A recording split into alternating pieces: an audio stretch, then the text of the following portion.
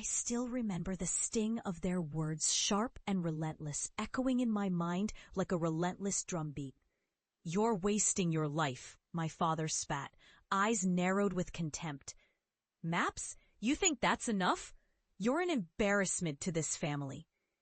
My mother's face twisted into a sneer, dismissing my dreams as childish fantasies. And my brothers? They snickered, calling me a geek, a nobody, as if my entire existence was a joke. I looked at them, trembling with a mixture of shame and fury, knowing they'd never understand what I saw buried beneath those lines and pixels. That day, I decided to leave. I packed my things, feeling the weight of years of mockery pressing down on me, fueling my resolve to prove them wrong. I was accused of fabricating maps, falsely implicated in a scandal that shattered my reputation at the prestigious Geography Institute I once admired. My work was dismissed as hobbyist nonsense, a childish obsession that had no place in the academic world. But little did they know, that false accusation became my catalyst.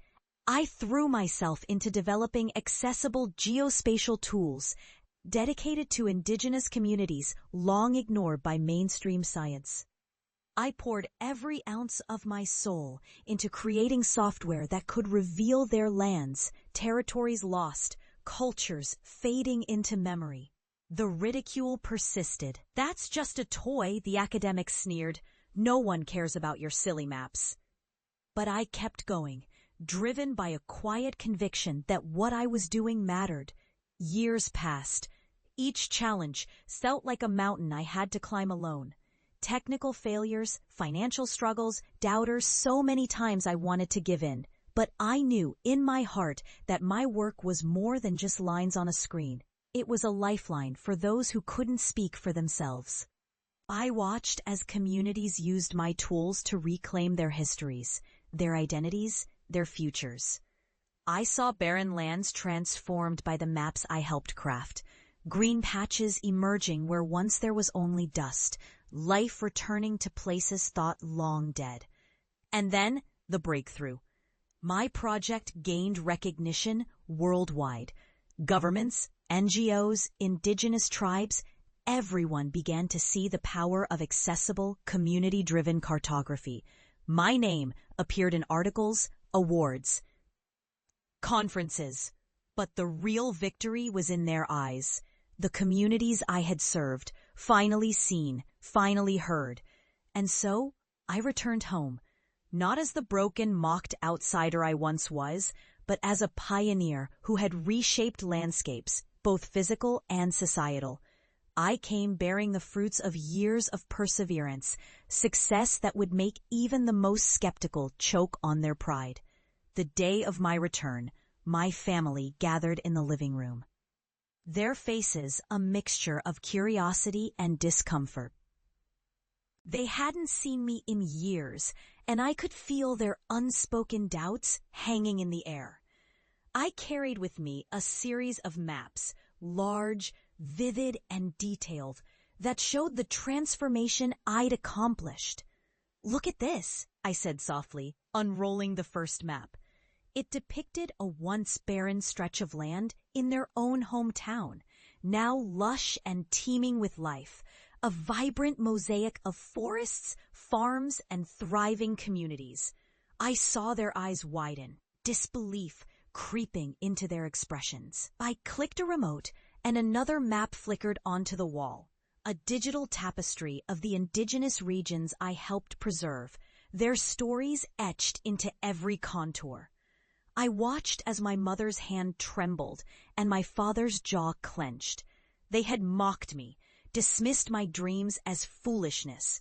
Yet here I was, proving their doubts wrong with every pixel, every line, every transformed landscape. Suddenly, my youngest brother, who had once called me hobbyist nonsense, stepped forward. "I didn't get it," he admitted softly.